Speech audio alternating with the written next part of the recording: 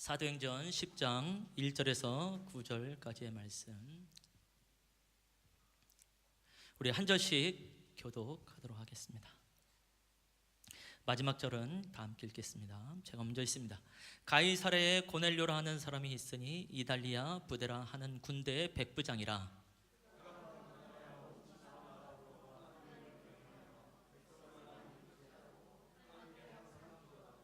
하루는 제9시쯤 되어 환상 중에 밝히 봄에 하나님의 사자가 들어와 이르되 고넬료야 하니,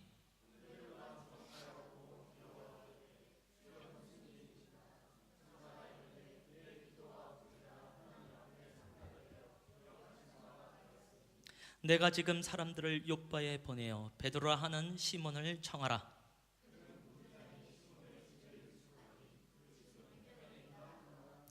마침 말하던 천사가 떠나매 고넬료가 집안 하인 둘과 부하 가운데 경건한 사람 하나를 불러 함께 있습니다. 이튿날 그들이 길을 가다가 그 성에 가까이 갔을 그때에 베드로가 기도하려고 지붕에 올라가니 그 시각은 제6시더라. 아멘. 오늘도 우리가 주의 보좌 앞에서 주의 음성을 또 듣는 시간이 되는 줄로 믿습니다. 우리 옆에 분 얼굴 한번 보면서 사랑합니다, 축복합니다 인사도 해보시고, 또 한 주간 어떻게 지나셨는지 한번 잠시 교제도 나눠보지요. 우리가 지난주에는 전교인 또 흩어지는 사랑방 사역으로 인하여서 이제 사랑방별로 함께 예배하고 또 모임을 갖고 그랬는데요. 어쨌든 2주 만에 뵙고, 또 어떤 분들은 또 3주 만에 뵙기도 하는데, 어쨌든 예배 인도를 안 하고 설교를 안 하는 거였잖아요. 그런데 토요일 날 긴장감은 뭐 별 차이가 없더라고요. 또 한편으로는 이건 내가 잘하고 있는가 뭐 이런 생각이 들기도 하고, 또 잘하실까 뭐 이런 생각이 들기도 하고 그랬었는데, 사진들을 이제 보니까 너무 좋더라고요. 일단 몇 가지 좀 보죠. 강화도에 우리 청년들 가서 토요일 날 가서요, 맛있게 고기 구워 먹고요. 또 넘겨보시면 우리 성도님들을 향하여서 사랑의 하트도 한번 날려봅니다. 너무 귀하죠. 박춘교 목사님이라고 소풍교회에서 청년부 담당하셨던 목사님이 계세요. 그분하고 또 연결이 되어져서 그분이 강화도에서 지금 목회를 하고 있는데요. 또 가서 함께 예배드릴 수 있어서 얼마나 감사한지 모르겠습니다. 우리 청년들이 딱 도착을 하니까 이 박춘교 목사님의 얼굴에서 미소가 떠나지 않았다고. 담임 목사이기 때문에 근엄한 얼굴로 해야 되는데 너희들을 보니까 근엄한 얼굴을 가질 수가 없더라고. 그래서 그 얘기 들으면서 참 좋더라고요. 참 많은 위로가 됐구나, 참 많은 격려가 됐구나. 저도 이제 예배 때 또 저를 아는 분들이 함께 와서 방문해주면 정말 너무 좋더라고요. 격려가 되어지고, 그래서 이게 꼭 필요하겠다라는 생각이 또 들게 됐습니다. 그 다음에 보면 제 닮은 얼굴이 있다고 하는, 전혀 인정할 수 없는, 그래도 한번 올려봤습니다. 내가 정말 돌려깎기라도 한번 해야지 안 되겠다 뭐 이런 생각이 들기도 하고. 우리 박귀한 목사님입니다. 작년 봄 요맘때쯤 또 저희 교회를 방문하셨던 분인데요. 한번 넘겨주시면 함께 또 식사도 맛있게 하시고, 은근히 좀 우리 교회 자부심이 식사인데 약간 밀린다라는 생각이 들기도 하고, 정신 차려야 되겠다 뭐 그런 생각이 들기도 합니다. 그래서 함께 이렇게 사진 찍는 걸 보니까 참 좋더라고요. 아마 길 위의 교회에 있어서도 이 많은 사람들이 함께 예배를 주일날 드리는 경우는 쉽지 않았겠다라는 생각을 하면서 또 역시 격려가 되셨겠구나라는 생각을 해보게 됐습니다. 참 좋습니다. 제일 이제 걱정이 되었었던 팀이 이제 비 오는 날 자유공원으로 가서 예배하는 웃음꽃 사랑방이었는데요. 그래도 얼굴 표정이 굉장히 밝으시네요. 넘겨보면 또 우리 아이들도 안 넘어갑니까? 우리 아이들도 아주 밝은 표정으로 우산과 함께 가고요. 또 넘겨주시고, 아주 좋지요. 그래서 팔각정에서 함께 모여서 이렇게 예배를 드린 것 같아요. 그래서 나름 또 야외에서 예배 드리면서 주님이 주시는 또 자연 속에서의 은혜가 있었지 않았을까라는 생각을 해보기도 하고요. 또 넘겨주면 또 아름다운 시간도 또 같이요, 함께 기도하고, 이분들이 이렇게 경건하신 분들인 줄 사진을 통해서 알게 되었습니다. 참 감사하더라고요. 또 넘겨보시면 뭐 하는 건지는 잘 모르겠지만 그래도 나쁜 짓은 아닌 것 같다 뭐 이런 생각이 들고, 맨 마지막 사진이 아마 결정적이다, 너무 자상한 척하는 거 아닌가 뭐 이런 생각이 들기도 하고, 참 많은 좋은 교제의 시간이 있었던 것 같아요. 뭐 여기까지 사진을 한번 이제 보면서 리뷰를 했는데요. 그 보면서 이게 은근히 출석 체크도 되더라. 뭐 이런 생각이 들더라고요. 그래서 어떤 분은 좀 회개도 하셔야 되겠구나. 뭐 이런 생각이 들기도 하고. 저는 이제 분당에 있는 좀 큰 대형 교회 가서 제 아내랑 같이 예배를 드렸습니다. 그 교회 예배, 주일 예배 꼭 한번 드려보고 싶다라는 생각을 늘 하게 되어졌는데요. 여러 교회를 생각을 하다가 처음 마음 주신 곳으로 가는 게 좋겠다 싶어서 갔어요. 전체 성도가 2만 명이 넘는데요. 그래서 제 눈에 보인 거는 뭐 한 2천 명 정도밖에 안 보였는데 어디 다 숨어 있고 또 뭐 몇 부씩 예배드리고 그러니까 전체 성도님이 한 2만 명 된답니다. 뭐 상상할 수 없는 뭐 그런 인원이 되어지지만 또 그 안에 하나님께서 해놓으신 또 아름다운 은혜를 발견하게 되어지고 아무래도 이제 잘 조직이 갖춰져 있는 또 체계가 잘 되어져 있는 그런 또 교회 또 그런 예배 안에 나름대로 큰 은혜가 있는 것을 또 발견하게 되어지고 또 많은 분들이 동경하고 있는 또 담임 목사님이기도 하고 그래서 더 큰 은혜가 있었지 않은가라는 생각을 하고 저 나름대로 또 은혜의 시간을 함께 갖게 되었습니다. 얼마나 감사한지 모르겠어요. 그러면서 사실 이제 우리가 5월 달 들어서 무슬림을 위한 기도를 계속 했어야 되는데 주일날 할 수 있는 상황이 좀 아니었었죠. 그래서 오늘하고 아마 다음 주면은 무슬림을 위한 기도가 이제 끝나게 되어지는데요. 먼저 기도 제목 한 3가지 보고 이따가 설교 후에 기도하는 시간이 되어졌으면 좋겠습니다. 오늘이 이제 21일째가 되겠고요. 잔지바르라고 하는 곳에 스와힐리족을 위해서 좀 기도하는 시간이 되기를 원합니다. 이 잔지바르라고 하는 것은 이제 동아프리카 쪽에 있습니다. 우리가 이제 케냐를 알잖아요. 케냐의 이제 서남쪽으로 가게 되지만 탄자니아라는 나라가 있게 됩니다. 그래서 탄자니아의 이제 해변 섬입니다. 섬. 그래서 탄자니아의 어떤 자치령이긴 한데요. 섬에 있는 하나의 도시. 어떻게 보면 좀 자치로서 나라 같은 모습도 좀 갖기도 하는데요. 전체 인구가 한 140만 명 정도가 된다고 하고요. 99%가 무슬림이라고 말을 합니다. 쉽지 않은 상황 속에 있게 되겠죠. 그래서 스와힐리족을 위해서 기도하는 시간이 되기를 원하는데 일단 기도 제목 3가지를 같이 한번 읽어보지요. 다 함께 읽겠습니다. 시작. 빌립보서 3장 8절에서 11절에 나오는 말씀의 진리가 잔지바르 무슬림들에게 임하도록 기도하자. 2번째, 잔지바르에서 그리스도를 섬기는 자들이 그들의 신앙을 전할 기회를 발견하도록 기도하자. 3번째, 제자로 성장해 가는 새신자들을 위하여 기도하자. 다른 기도 제목들에 비하여서 기도 제목이 굉장히 간단하네요. 99%의 무슬림이다 보니까 그만큼 정보가 좀 없는 것이 아닌가라는 생각을 하기도 하고요. 사진도 함께 있는데 확실히 바다 쪽에 있다는 걸 알게 되어지고 아마 약간 휴양지로도 또 쓰여지지 않을까라는 생각을 해보게 됩니다. 이따가 우리 잔지바르에는 스와힐리족을 위해서 기도하는 시간이 되기를 원합니다. 오늘 이제 설교로 한번 들어가 보는데요. 오늘도 기도에 관한 말씀을 한번 나눠보기를 원합니다. 고넬료라고 하는 사람이 나오게 되어지죠. 이 고넬료에 대해서 말할 때 1절 말씀을 보게 되면 이달리아 부데라 하는 군대의 백부장이다 이렇게 되어 있습니다. 자, 그것은 이제 이탈리아 이제 군대의 이제 장교다 이렇게 보시면 되겠지요. 그래서 백부장이라고 말하는 것은 100명의 병사를 거닐 때 백부장이라고 말하고 또 성경을 읽다 보면 천부장이 나오게 되어집니다. 1000명의 병사를 거닐 때 천부장이라고 말을 하게 되어지죠. 그래서 이때의 백부장이라고 말하는 것은 오늘날 우리나라로 말한다면 중대장급 된다고 하네요. 제가 워낙 군에 대해서 잘 몰라가지고 전 군에 있던 사람이라 군대를 다녔던 사람이기 때문에 잘 모르겠어요. 이해를 못하시면 이게 현역과 방위의 차이구나 이렇게 생각하시면 되겠어요. 현역 출신들은 말할 때 내가 군에 있을 때 이렇게 말을 해요. 방위 출신들은 내가 군대 다닐 때 이렇게 표현을 하게 됩니다. 그것도 제가 6개월만 하고 나왔는데요. 중요한 건 현재 저희 집에서 제가 복무 기간이 가장 길다는 거, 이게 놀라운 신비가 아닌가라는 생각을 해보게 되는 것이죠. 그래서 군대를 잘 몰라요. 저는 그렇게 설명을 하니까 어쨌든 군인입니다. 이제 일단 우리는 군인이라고 말하면 그렇게 부드러운 사람, 상냥한 사람으로 여겨지지는 않습니다. 뭔가 좀 거칠은 사람이 아닐까라는 생각을 하게 되어지는데 이 사람은 상당히 달라 있는 모습을 보게 되죠. 2절 말씀을 보면 경건하다라고 되어 있고요. 군인이 경건하기가 좀 쉽지 않지 않나요? 더나 하나님을 경외한다 이렇게 되어 있습니다. 이때 하나님을 경외할 때에 온 집안과 더불어라고 표현을 하고 있어요.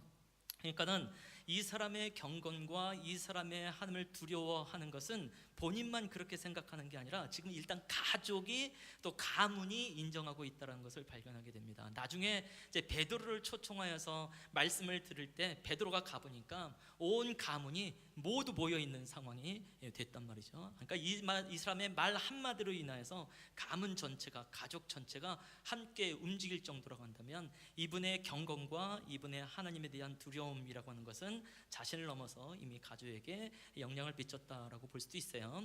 더군다나 이제 베드로를 찾으러 가게 할 때에 2명의 하인과 1명의 부하 이제 그 병사를 보내게 되어져요.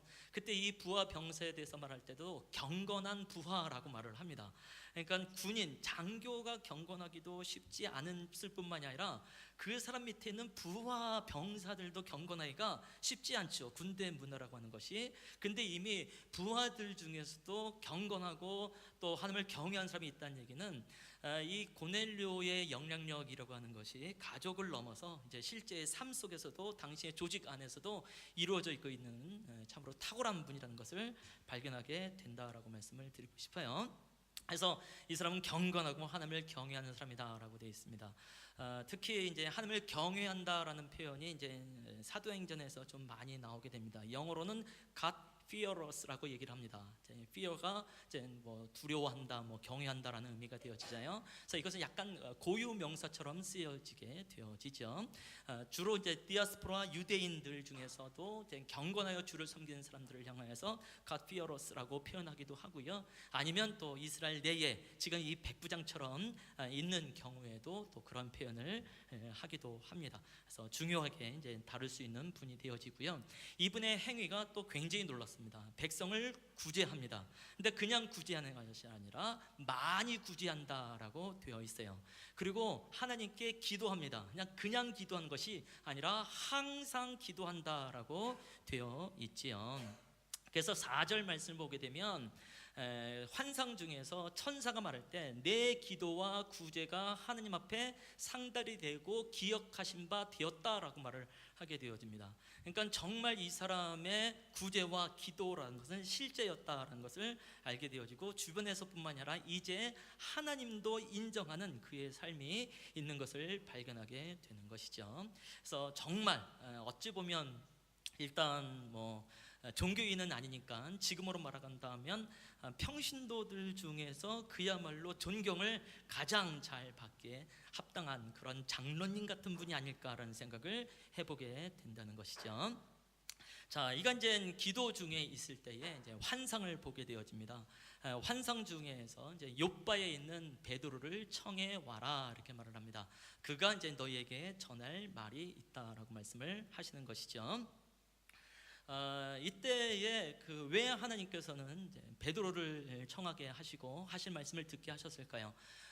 이 10장 내용을 봐서는 이제 잘 안 나오고요. 11장 말씀을 보면서 나오게 되어지는데 특히 고넬료가 이제 성령의 충만함을 얻고 예수를 믿게 되고 구원의 역사를 받았다고 하는 것은 엄청난 이제 사건이 되어지고 그때 당시에 초대교회 예루살렘 교회 전체 내에 주목이 될 만한 사건이었던 것 같습니다. 이것은 사도행전 3장에서 날 때부터 걷지 못했던 사람이 일어나는 것보다 더 큰 일들이었던 것 같아요. 왜냐하면 사도행전 전체가 28장으로 구성이 되어져 있는데 그 중에 10장과 11장을 고넬료의 회심 사건을 다루고 있습니다. 그러니까 상당히 많은 분량을 차지하고 있는 걸로 봐서 저자 누가도 그렇고 그때 당시에 예루살렘 교회도 굉장히 중요하게 이 사건을 다루고 있구나라는 것을 발견하게 되어집니다. 그래서 10장 말씀을 보게 되면 이제 있었던 사실을 말하게 되어지고요. 11장 말씀을 보게 되면 베드로가 이제 유대인들 앞에서 이제 예루살렘 교회의 지도자와 성도들 앞에서 일종의 변호하는 것을 보게 됩니다. 왜냐하면 이방인이라고 하는 사람이 예수를 믿게 된 거예요. 이방인이라는 사람이 어떻게 보면 하나님 나라의 백성이 된 겁니다. 그들의 사고방식 속에선 도무지 이해가 되지 않는 상황이 되어졌고, 베드로와 함께 갔던 일행을 굉장히 책망하는 일이 일어나게 됐거든요. 그래서 내가 왜 갈 수밖에 없었는지, 또 거기서 어떤 일이 있었는지에 대해서 11장 전체는 아니지만 이제 중반부까지 쭉 변호하는 이제 내용이 나오게 되어집니다. 그만큼 고넬료의 회심 사건이라고 하는 것은 초대교회 안에, 예루살렘 교회 안에 굉장히 중요했습니다라고 말씀을 드릴 수 있을 것 같아요. 자, 그러면 베드로를 왜 청했을까를 다시 한번 이제 돌아보게 되어지는데요. 그러니까 그 구원을 얻는 복음의 말씀을 듣기 위하여 베드로를 초청하는 장면이 나오게 됩니다. 그러니까 여기서 알 수 있는 게 뭐냐 하면, 고넬료가 분명히 구제도 많이 하고 기도를 했음에도 불구하고 복음의 말씀을 정확하게 듣지 못했다는 것이 되어져요. 그 얘기는 뭐냐면, 아직 예수를 믿는 신앙, 구원에 이르는 신앙에 있지는 않았다라는 것을 발견하게 된다는 겁니다. 굉장히 좀 그 희한한 일이긴 하죠. 우리의 입장에서 보게 되어지면 어떻게 보면 존경을 받을 만한 그런 사람임에도 불구하고 어떻게 예수를 믿지 않으면서 그런 일들이 일어나게 되는가 찾았습니다. 11장 13절 14절 말씀을 보게 되면, 그가 우리에게 말하기를, 베드로가 이제 변호를 하는 거예요. 그 사람들이, 보낸 사람들이 나한테 어떻게 말을 했는지, 그가 우리에게 말하기를, 천사가 내 집에 서서 말하되 내가 사람을 욥바에 보내어 베드로라 하는 시몬을 청하라. 그가 너와 내 온 집이 구원받을 말씀을 내게 이르리라, 이렇게 말을 합니다. 그러니까 구제를 많이 하고 기도했다는 것과 구원을 받았다는 것은 차이가 있는 것 같아요. 구제를 많이 했다는 것과 기도를 했다는 것과 신자가 됐다는 것, 또 그리스도인이 된다는 것, 성도가 된다는 것하고는 다른 문제구나라는 것을 발견하게 되어지고, 그야말로 신자가 되고 성도가 된다는 것은 오로지 구원의 복음의 말씀으로 말미암아 일어나게 됩니다라고 말씀을 드릴 수 있을 것 같아요. 그래서 성경에서 말하는 구원의 일은 생각보다 좀 명확하게 선포하고 있지 않나라는 생각을 해보게 됩니다. 즉, 구원의 복음의 말씀이 아니고선 구원이 일어나기 어렵다. 아마 그 인터넷을 통해서, 유튜브를 통하여서 보신 분들도 계실 것 같은데, 제가 이제 몇 주 전에도 한 번 또 보게 됐어요. 그거는 이제 그 한 스님의 이제 연설하는 동영상이죠. 증문 즉답으로 아주 유명한 스님이 하는 이제 집회에 이제 질문을 하고 대답을 하잖아요. 그때 한 고등학생이 일어나서 질문하는 게 나왔습니다. 이 친구는 교회를 다니는 친구였어요. 어릴 때부터 교회를 다녔는데, 워낙 교회에서 이제 예수 천당 불신 지옥 이런 메시지를 많이 들으니까 이게 좀 약간 짜증이 난 겁니다. 그래서 이제 질문을 한 거예요. 이제 이런 얘기가 있는데, 이거 내가 제대로 신앙생활을 하고 있는지 스님께 질문이 있습니다.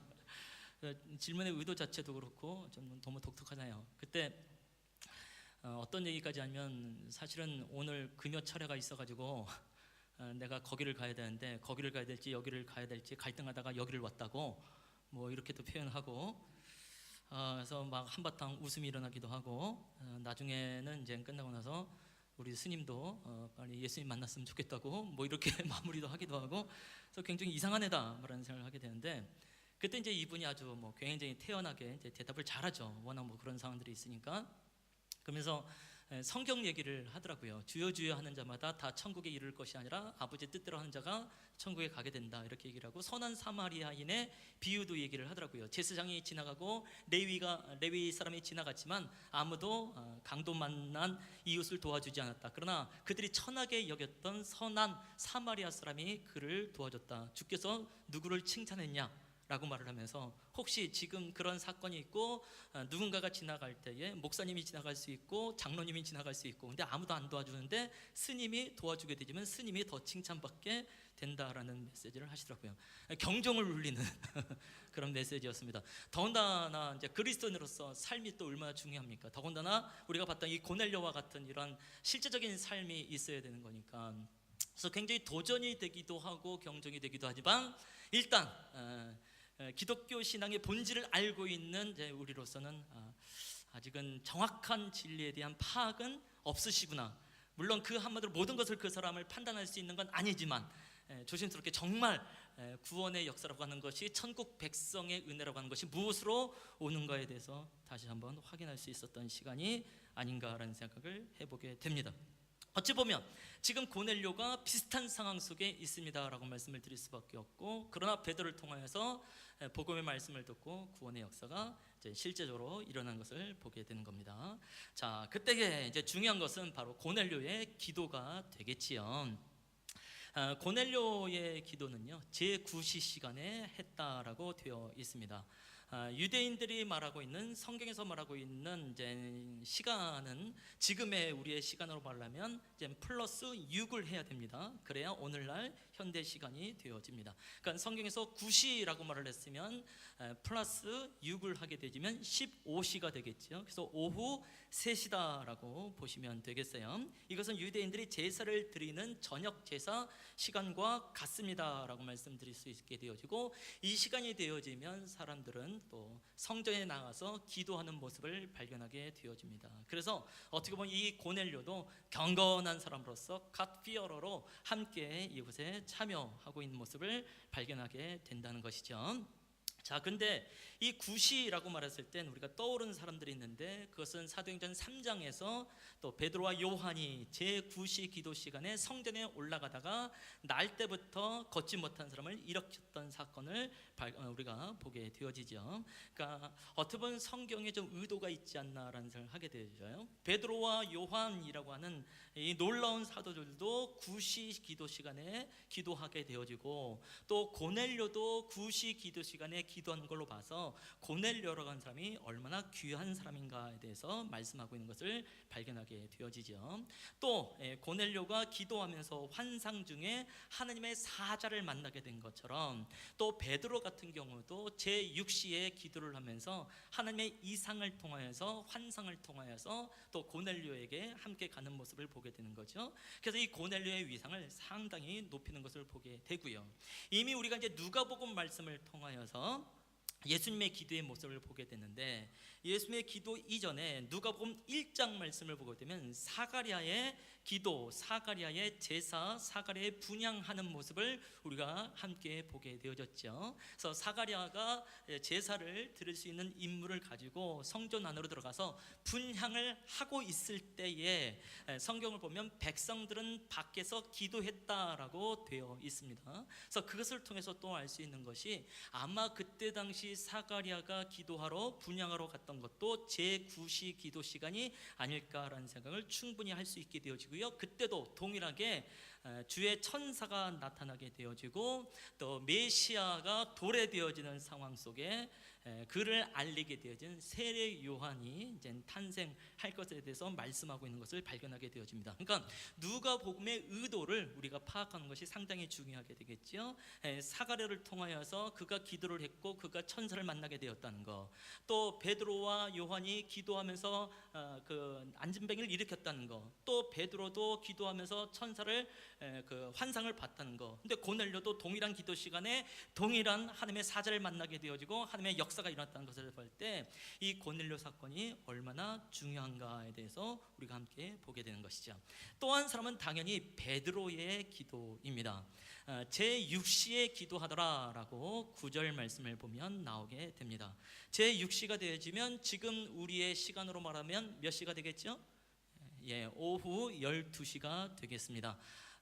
요즘 뭐 한국 날씨가 좀 미쳤다는 생각 많이 합니다. 지금도 에어컨이 돌고 있고요. 아직 6월이 되지 않았음에도 불구하고 뭐 이곳은 뭐 훨씬 우리보다 더운 날씨가 되겠지요. 더군다나 기도를 할 때 어디서 기도하냐면 지붕 위에 올라가서 기도하는 모습을 발견하게 됩니다. 그러니까 굉장히 뜨거운 상황 속에서 기도하지 않았을까라는 생각을 하게 되어지고, 원래 유대인들이 이제 3시, 6시, 9시 요때 기도를 하는데요. 주로 9시에 기도하게 되어지고, 더군다나 6시 때는 잘 기도를 안 해요. 근데 세상에 베드로는 그 6시 때에 낮 12시, 오후 12시에 기도하는 모습을 발견하게 되죠. 엄청나지 않습니까?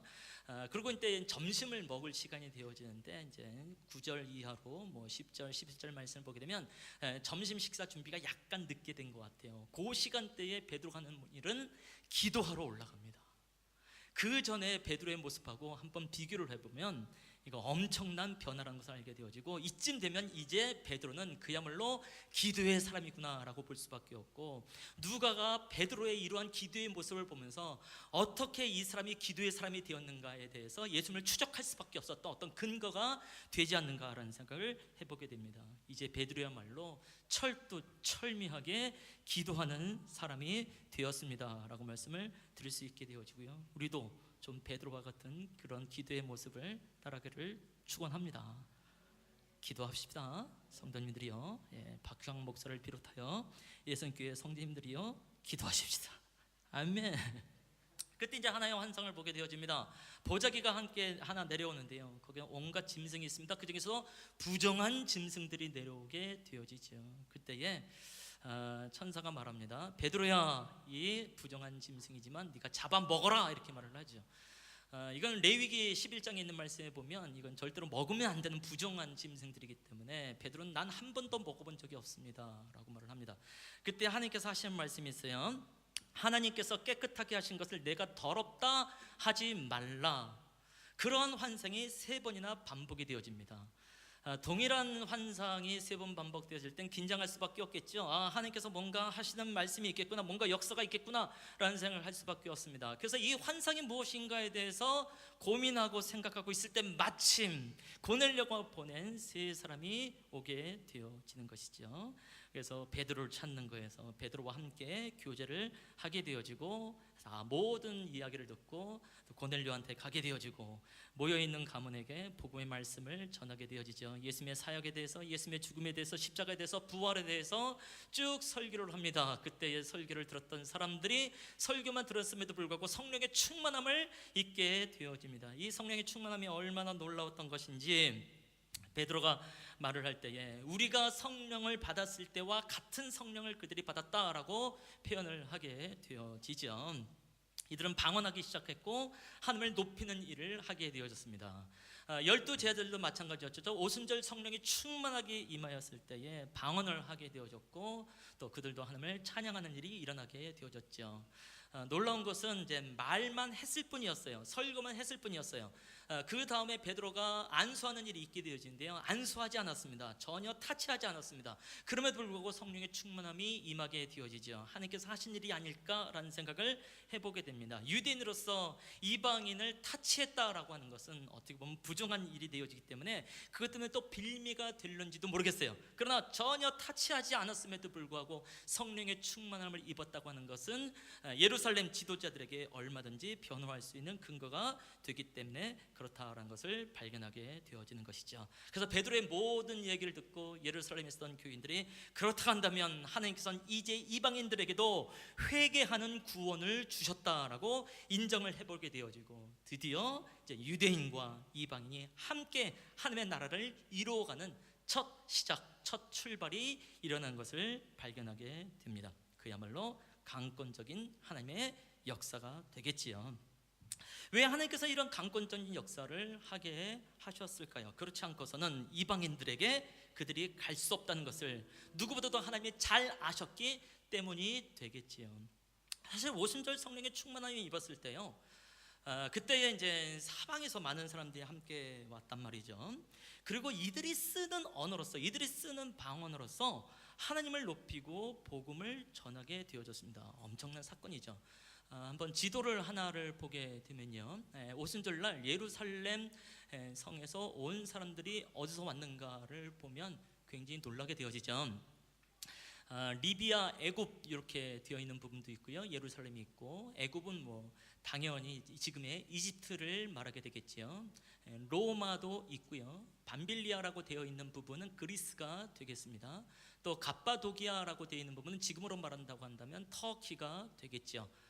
이미 뭐 이런 지역을 다녀오신 분들은 딱 보면 금방 눈에 들어올 거라고 생각합니다.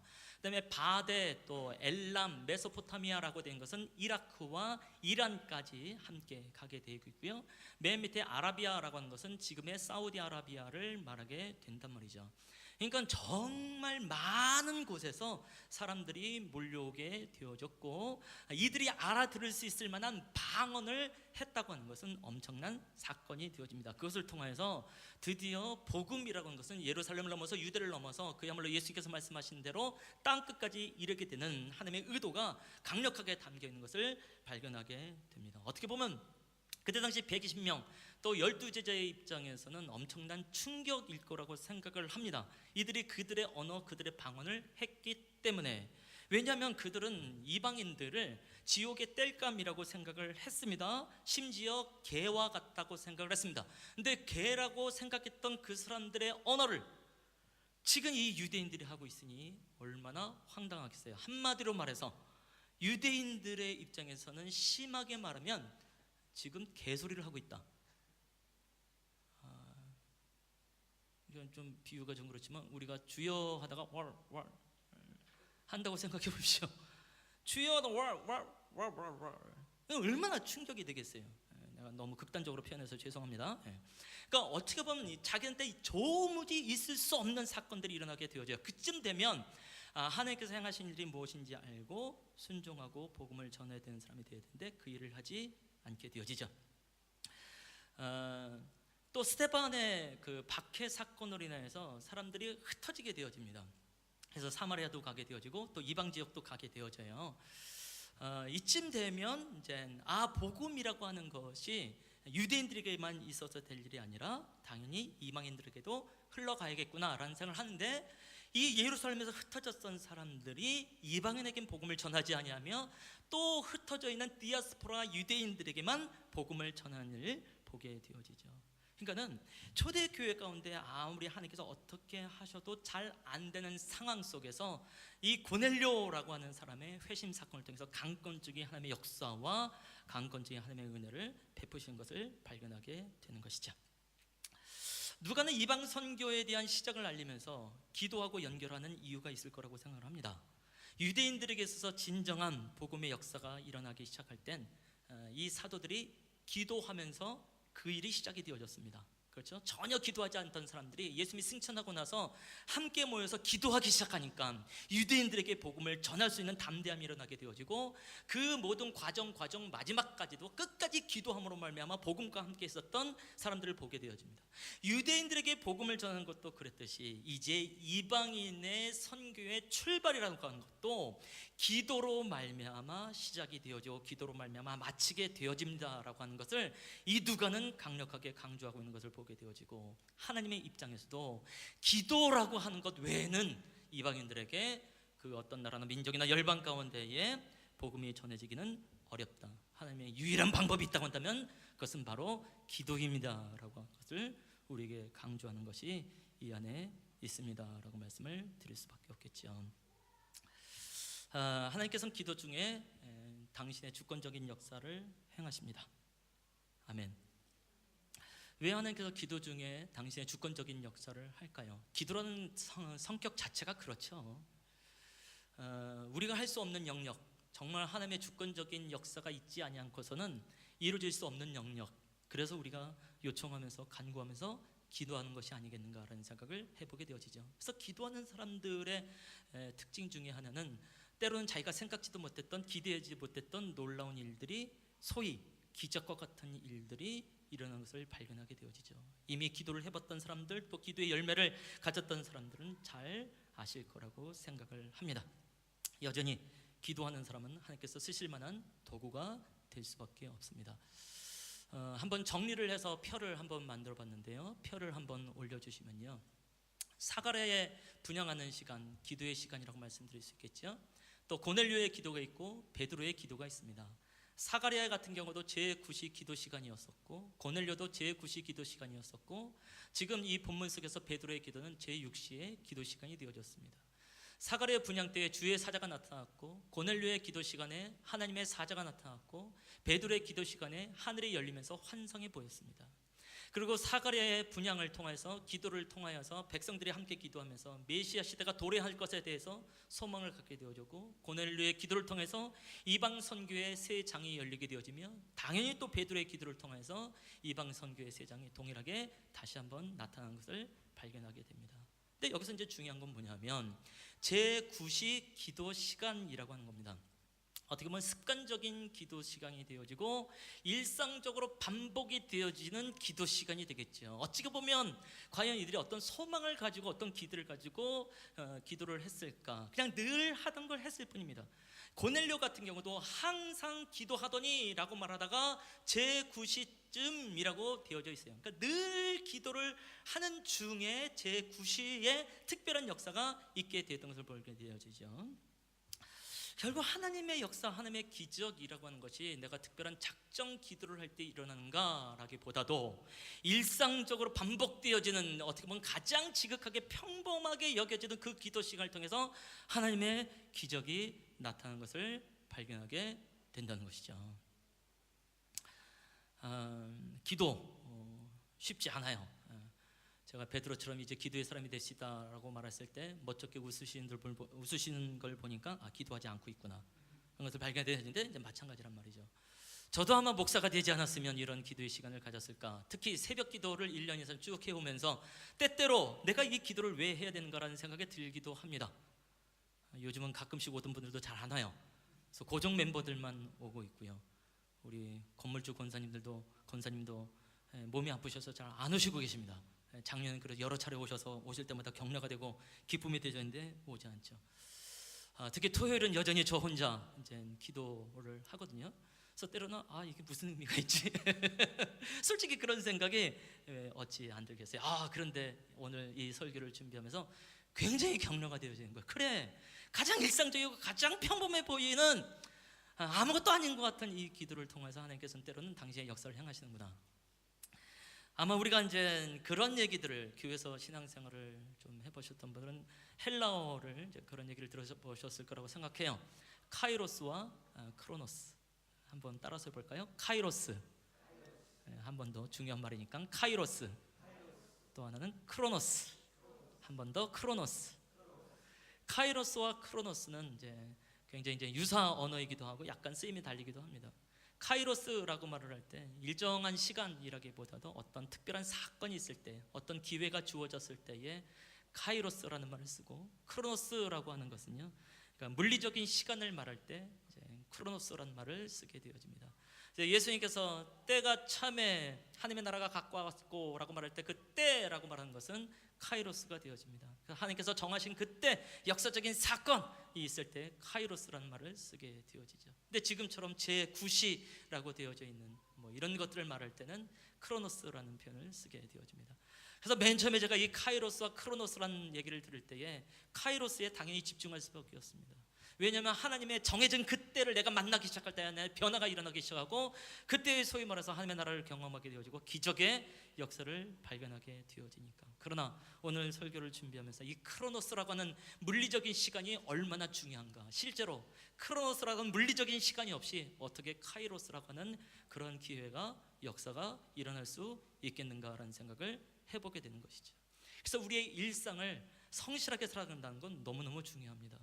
어찌 보면 매주일 이 시간에 우리가 함께 여기 와 있는 것도 어떤 분에겐 내가 괜히 와 있는 것이 아닌가라는 생각을 할 수도 있겠지요. 근데 오늘 성경은 그렇게 늘 기도했던 이 고넬료에 대해서 말할 때 제9시라고 말하는 것처럼 마찬가지인 것 같아요. 우리 예선교회를 향하여서 늘 예배를 하지만 예선교회 5월 26일 2019년 5월 26일 제 10시 30분쯤에 라고 오셔서 당시에 카이로스의 역사를 행하신다는 것을 알게 되어지죠. 그래, 맞다. 카이로스라는 것은 크로노스를 절대로 벗어날 수 없다라는 것을 발견하게 되어지기 때문에 지금 내가 하고 있는 이 기도, 내가 하고 있는 이 예배에 한번 주께 대한 소망을 가져보면 어떨까요? 이후로 사랑방 모임도 마찬가지겠죠. 사랑방 모임 이제 한뭐 6개월 넘어갔거든요. 솔직히 방장들의 입장에서도 뭘 어떻게 해야 될지 잘 모르는 상황이 되어집니다. 이거 두서없는 모임처럼 느껴지고 이거 잡담만 하고 끝나고 하는 거 아니야? 뭐 이런 생각이 들고 이거 괜히 하는 거 아니야? 뭐 이런 생각이 들 수도 있겠지만 그런 일상적인 상황 속에서 특별한 하나님의 역사가 또 있게 될 줄 누가 알겠습니까? 그래서 돌아보게 되어지니까 나름대로 좀 쉽지 않은 기도의 시간을 보냈지만 하나님의 역사가 또 예선교회 안에 있었구나라는 것을 발견하게 되어지고 그 안에서 그야말로 하나님의 기적을 맛본 것이 아니겠는가. 누가 제가 1년 만에 학습 교인이 생길 거라고 생각을 했겠습니까? 엄청난 사건이거든요. 진짜 놀라운 건요, 오늘 우리 점심시간이 놀라운 시간입니다. 기적이 일어났습니다. 주보에도 써 있습니다만 우리 이철 성도님께서요 김밥을 친히 싸우셨어요. 어떻게 싸우셨을까? 아마 오전 내내 새벽서부터 일어나서 정말 그야말로 애쓰고 힘쓰셨겠다. 그래서 그냥 예배도 그냥 확 늦게 오실 수밖에 없을 만한 상황이 될 정도로 이건 기적이다라는 생각을 하게 되어져요. 오신 것도 놀랍고 어린이 주일날 6짤 한 것도 놀라운데 더나 김밥을 사왔다는 것은 이건 기적이구나. 그래서 일상 중에서 우리가 성실함으로 주님 앞에 기도했던 것은 그냥 지나간 것이 아니라 항상 기도한 것을 주께서 들으시고 그 기적의 역사를 우리 가운데 베푸시는 것을 발견하게 되어집니다.